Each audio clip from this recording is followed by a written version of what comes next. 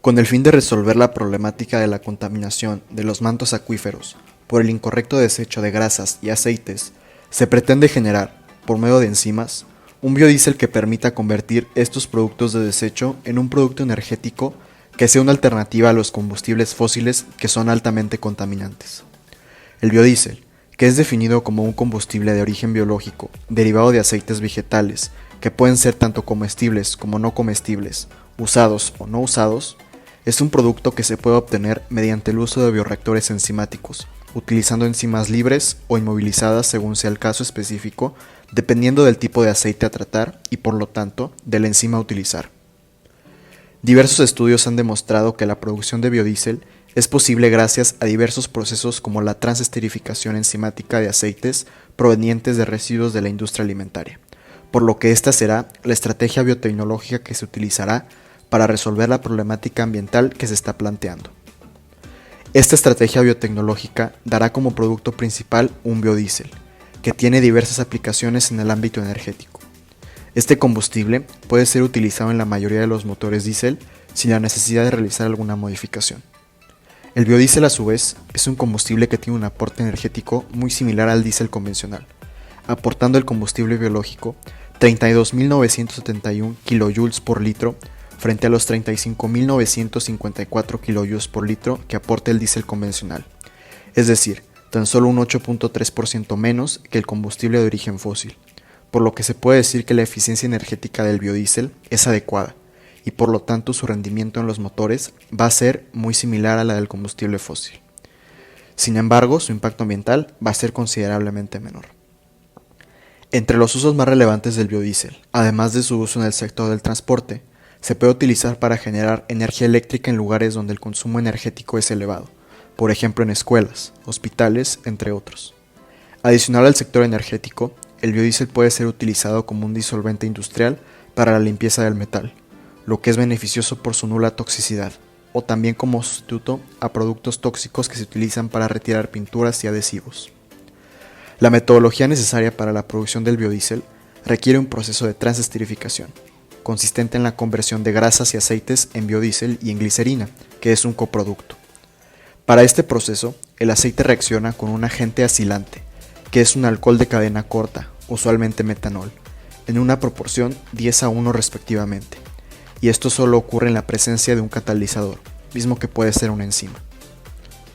Según un estudio realizado por Calvo y Ladero 2010, existen diversas enzimas que pueden ser utilizadas para la obtención de biodiesel de forma enzimática. La mayoría de estas enzimas son lipasas, mismas que suelen estar clasificadas con el número S3.1.1. Es decir, se pueden considerar hidrolasas que actúan en enlaces ésteres de ésteres carboxílicos. Se observó en los resultados del estudio previamente mencionado que dos triacilglicerol lipasas, enzima con número S3.1.1.3, provenientes de Candida rugosa y de Rhizopus oryzae, junto con la acción del metanol como agente acilante, proporcionan un porcentaje de conversión del 99.13%, siendo el más alto reportado. Esto aplica cuando se utiliza como sustrato aceite de soya. Por lo tanto, en la presente propuesta de solución a la problemática planteada, se utilizarán ambas enzimas en proporción 1:1. Las lipasas serán utilizadas por su capacidad de hidrolizar triglicéridos y de actuar en enlaces ésteres carboxílicos. Asimismo, se seleccionó esta enzima por la composición del sustrato, que es el aceite de soya, comúnmente usado en cocina, mismo que tiene esta estructura. El mecanismo de reacción de las triacilglicerol lipasas es el siguiente. Triacilglicerol más agua da como producto diacilglicerol más un carboxilato. Las enzimas a utilizar serán obtenidas por medio de recombinación, proceso que se explicará más adelante de manera detallada. Para la obtención de lipasas recombinantes se utilizarán organismos huéspedes como Escherichia coli y Comagataella phafi, levadura conocida hasta hace poco como Pichia pastoris, para organismos procariotas y eucariotas respectivamente. Como se pretende producir la lipasa de dos organismos eucariotas como Candida rugosa y Rhizopus oryzae, se utilizará como organismo huésped la levadura K. phafi. Para la obtención de la triacilglicerol lipasa de Candida rugosa y de Rhizopus oryzae, se realizará un proceso de recombinación genética para obtener una enzima recombinante, ya que esto facilita la producción de la misma. Entre las ventajas que tiene esta técnica de ingeniería genética se encuentran un alto rendimiento, bajo tiempo de expresión, medios de cultivo simples, posibilidad de realizar modificaciones posttraduccionales y que todo el proceso es escalable. El proceso a grandes rasgos es el siguiente. Se deberá aislar el gen que codifica para la lipasa de C. rugosa y a su vez el gen que codifica la lipasa de R. oryzae. Posteriormente, se deberá elegir un vector adecuado para llevar a cabo un proceso de transformación. En este caso, el vector adecuado será un plásmido replicativo de levadura de tipo episomal, que se caracteriza por tener un tamaño aproximado de 6.300 pares de bases, así como por presentarse naturalmente. El plásmido seleccionado será el PPAP001, mismo que tiene una longitud de 5.183 pares de bases. Este plásmido es una estructura vacía que es un vector episomal para expresión en K-PAFI y tiene diversos sitios múltiples de clonación, en donde se pueden utilizar enzimas de restricción para cortarlo y así insertar el gen de interés mediante doble digestión. En este caso, las enzimas de restricción a utilizar serán PCI1, EcoR5, PAC1 y BSM1, con el fin de realizar dos inserciones, una para el gen que codifica para la lipasa de C. rugosa y otra para el gen que codifica para la lipasa de R. oryzae. Después de realizar este proceso de recombinación, se debe realizar un proceso de transformación en K-PAFI para que las enzimas sean expresadas y posteriormente se puedan purificar para utilizarlas en la producción del biodiesel. La producción de la enzima se puede corroborar mediante una técnica conocida como electroforesis en gel de poliacrilamida con dodesilsulfato sódico, o SDS-PAGE, por sus siglas en inglés, que es un método de separación de proteínas que se basa en el tamaño de las moléculas, y entre más grande la molécula, se ubicará más arriba en el gel.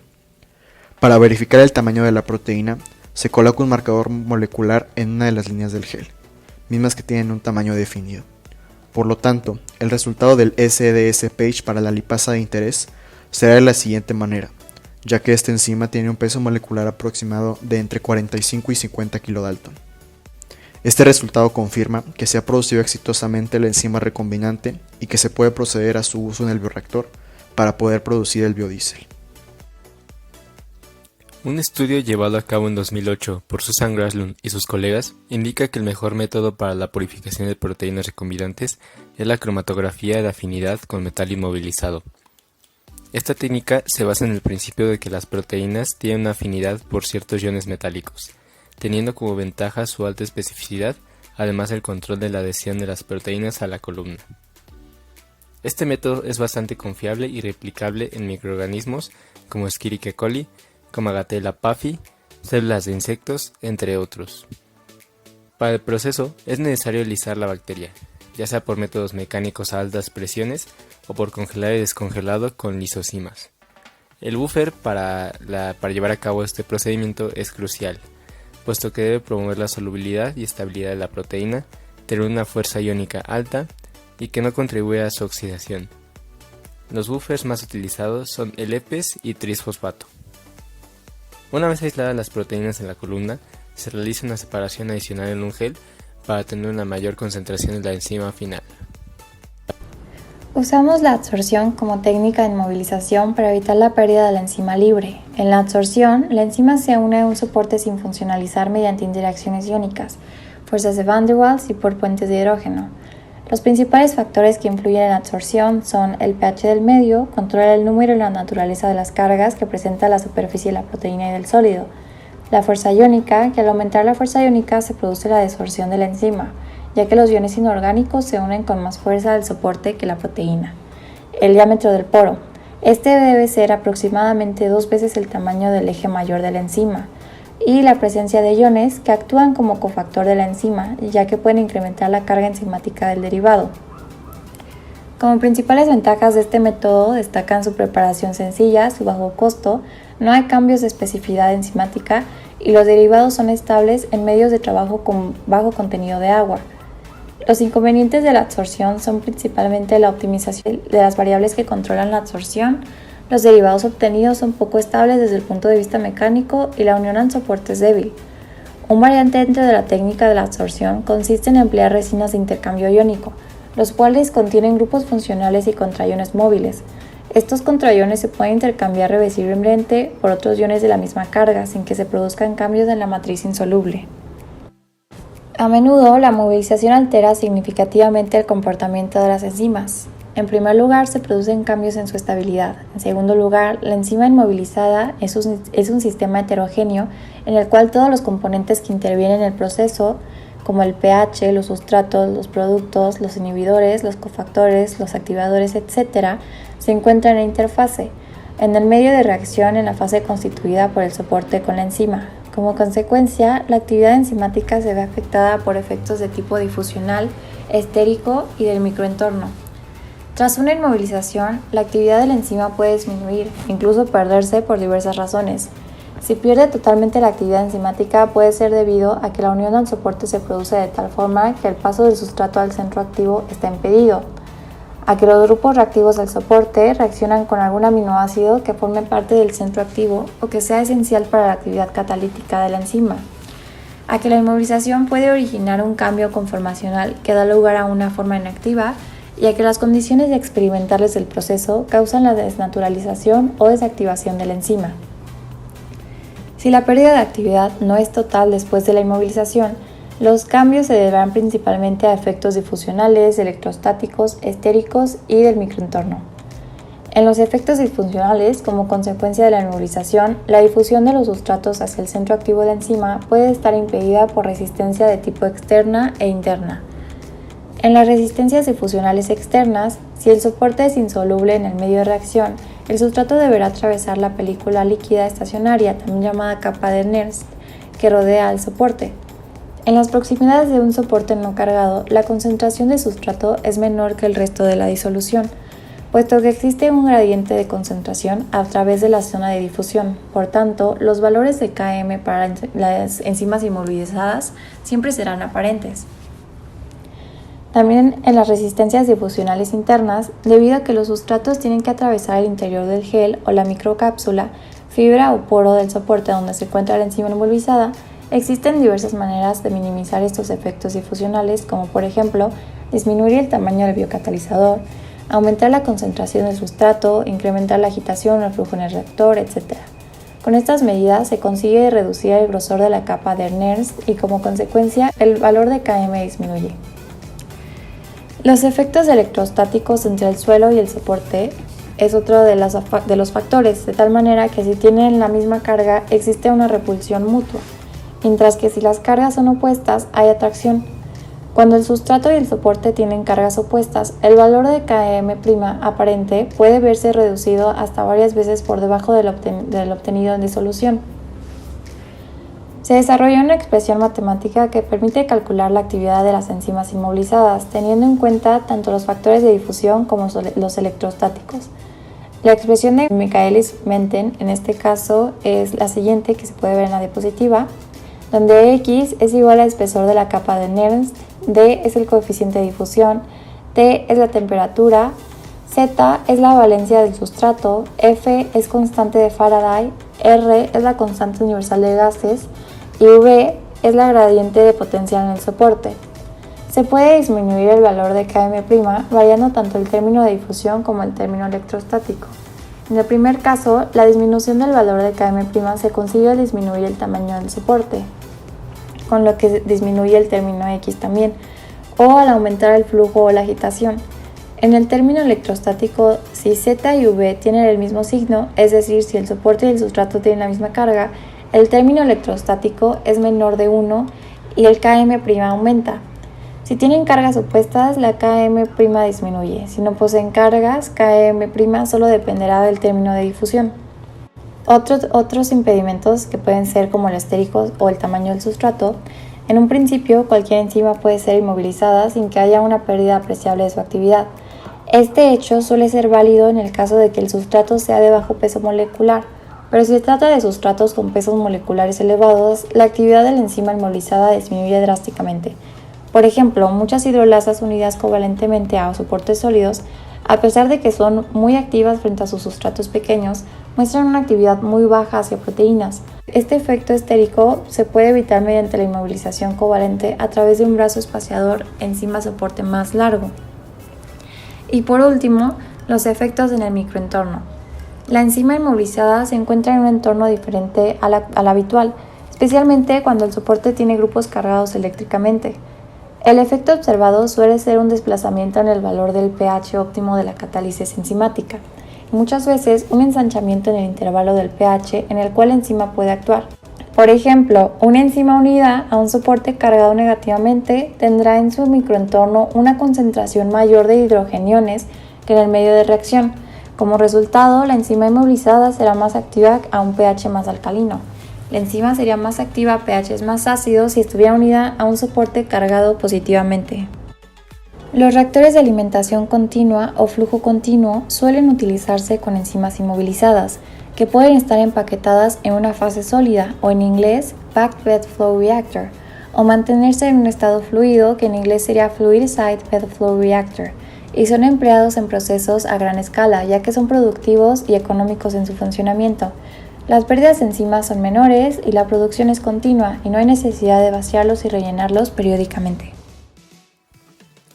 Watanabe y colegas mencionan que la formación del producto puede ser visible en el reactor. No obstante, para saber si hubo o no formación del producto, así como consumo del sustrato, mencionan que es recomendable realizar una cromatografía de gases Hewlett-Packard 5890 con un capilar de B-5. Con esta técnica se pueden conocer los ésteres metílicos presentes en el combustible y también conocer qué porcentaje corresponde a biodiesel y los demás compuestos que podrían afectar su pureza, como el glicerol. Por otra parte, para saber si hay consumo del sustrato, basta con analizar los resultados obtenidos de la cromatografía de gases al final del experimento y ver qué tanta cantidad queda del mismo, que en este caso sería del aceite de soya. El único residuo que se genera en cantidades considerables a través de este proceso es la glicerina, pero para hacer el proceso más sustentable esta no va a ser desechada, va a ser vendida y utilizada en otras industrias que utilizan mucho este compuesto, como por ejemplo la industria de la elaboración de jabones, la elaboración de pinturas y barnices especialmente, la industria cosmética, en la industria textil y en la industria minera, ya que la usan para hacer explosivos. A lo largo de todo el mundo y dentro de nuestro país, existen distintas normas para regular el uso de enzimas en los procesos industriales y también normas para regular el uso y la producción de enzimas transgénicas y de la producción y uso de biocombustibles. Por ejemplo, en nuestro país tenemos los lineamientos por los que establecen las especificaciones de calidad y características para el etanol, y dentro de estos lineamientos se define lo que es un biocombustible y lo que se considera un bioenergético, y en este caso nuestro producto entraría aquí. Por otro lado tenemos la Ley del Desarrollo Rural Sostenible, la cual establece que cualquier producto producido por un organismo genéticamente modificado debe someterse a una revisión constante y muy a detalle para asegurar la bioseguridad y la protección de la salud de la población. También tenemos, por ejemplo, otra ley que destaca, que es la Ley de Bioseguridad de Organismos Genéticamente Modificados, la cual fue publicada en 2005 con la intención de proteger la salud humana, el medio ambiente, la biodiversidad biológica y la sanidad tanto de animales como de plantas o de los fuentes de agua que puedan ser causados por los organismos genéticamente modificados. A nivel internacional también existe una gran cantidad tanto de leyes como de normas, como de protocolos o incluso de tratados y acuerdos internacionales. Y aunque cada país tiene sus propias reglas, muchos de los países coinciden en algunas. Por ejemplo, la ley europea de los productos petrolíferos líquidos y la ley de Estados Unidos de las especificaciones estándares para los componentes de la mezcla de combustibles biodíseles tienen características y requisitos de estos combustibles que son muy similares. Existen también, en cuanto a las enzimas, reglas internacionales como por ejemplo el Protocolo de Cartagena, el cual fue firmado en 2003, y este acuerdo internacional tiene como objetivo principal asegurar un manejo correcto, un traslado correcto y principalmente un uso correcto de los organismos genéticamente modificados y sus residuos y derivados para evitar un daño en la biodiversidad de todo el mundo. Similares a este último protocolo, existen otros protocolos y tratados internacionales que, al igual que este, tienen como objetivo principal evitar que los organismos genéticamente modificados tengan un impacto negativo en la salud o en el medio ambiente. Por ejemplo, otro muy famoso es la Convención de la Biodiversidad, que se celebró en el año de 1993 en Río de Janeiro, con el objetivo de evitar daños de los organismos genéticamente modificados en la biodiversidad y específicamente en los países en vías de desarrollo. La producción de biodiesel producido a partir de aceite y a través de un proceso enzimático es una opción realista y extremadamente efectiva para lidiar con el gran problema de contaminación ambiental causada por los residuos de aceite, especialmente por aquellos producidos en la industria alimentaria. Al transformar los residuos de aceite en biodiesel, se logra tener una solución sustentable, económicamente rentable y viable a largo plazo a dos problemas ambientales muy grandes. El primero es el de la contaminación de los mantos acuíferos por el mal desecho de aceites, y nuestra solución le provee a las empresas del sector alimenticio un incentivo extra para que tengan más cuidado con los aceites producidos y desechados.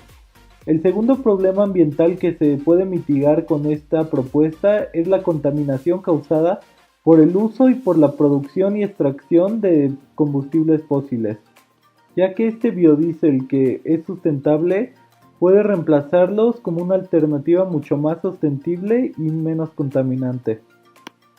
Para poder transformar los residuos de aceite en un combustible es necesario el uso de las enzimas lipasas modificadas genéticamente, las cuales tienen un porcentaje de conversión extremadamente alto gracias a su capacidad de hidrolizar triglicéridos y también por su gran capacidad de actuar en enlaces de ésteres carboxílicos, por lo cual la producción de diésel es muy alta en este proceso y los costos de operación son mucho menores, asegurando un futuro a largo plazo de esta solución.